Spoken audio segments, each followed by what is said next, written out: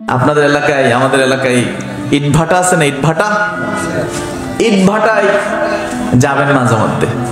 আমি এটা বলে যে আপনাদেরকে ইটভাটায় যাবেন। আমি একবার গেছিলাম অনেক আগে শুধু দেখার জন্য। আমি উপরে উঠছি, উপরে উঠে আগুন জ্বালানো অবস্থায়, তো ভিতরে ছোট ছোট ফাঁক থাকে না, যেখান থেকে এরা দেখে একটা বাটি থাকে, ওটা তুলে, আপনারা তো জানেনই নিশ্চয়ই এগুলো।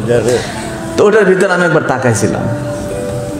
আমি তাকায় বেশিক্ষণ তাকাইতে পারি নাই, বুঝছেন কেন তাকাইতে পারি নাই? কারণ আমার সাথে সাথে জাহান্নামের আগুনের কথা মনে পড়ে গেছে।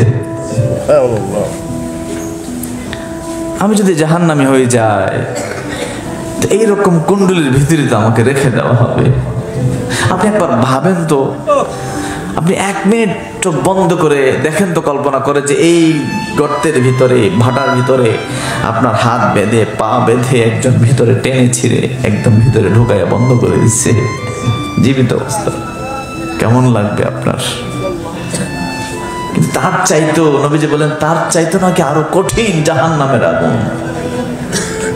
কবরেরই আযাব যদি মানুষ দেখিত,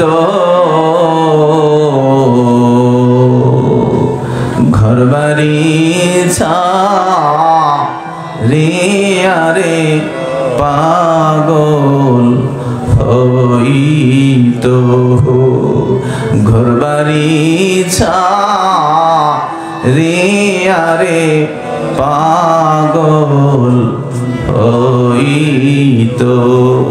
এজন্য ইট ভাটায় যাবেন শুধু এটা বোঝার জন্য যে জাহান্নামের আগুন কেমন হবে দেখতে, এটা বোঝার জন্য, শুধু যে আমাকে ফেলে দিলে আমি থাকতে পারবো কিনা। আমি যে পৃথিবীতে অহংকার হয়ে চলছি, নামাজ ছাড়ছি, রোজা ছাড়ছি, মিথ্যা বলছি, জেনা করছি, এটার শাস্তি যদি এরকম আগুনে আমার ফেলে দেই, আমার উপায় হবে কি? বাবা, যাদের চুল দাড়ি পাকছে, আপনাদের কি মৃত্যুর ভাবনা ভিতরে আসে না? আপনারা হয়তো বলবেন যে আমি অনেকের নাতির বয়সী, কিন্তু আমার কাছে মনে হয় যেন আমার যৌবনকাল আমার পার হয়ে গেছে। কেন জানে মনে হয়? ধরেন 40-এর কাছাকাছি বয়স আমার, তো 40-এর একটা মানুষ কয় বছর বাঁচে?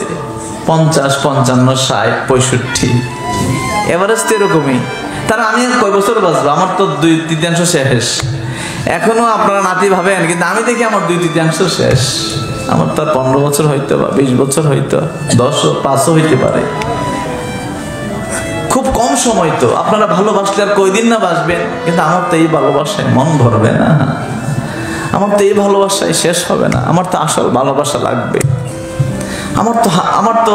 আমার মাবুদের ভালোবাসা লাগবে, যে ভালোবাসা ছাড়া তো আমার উপায় নাই।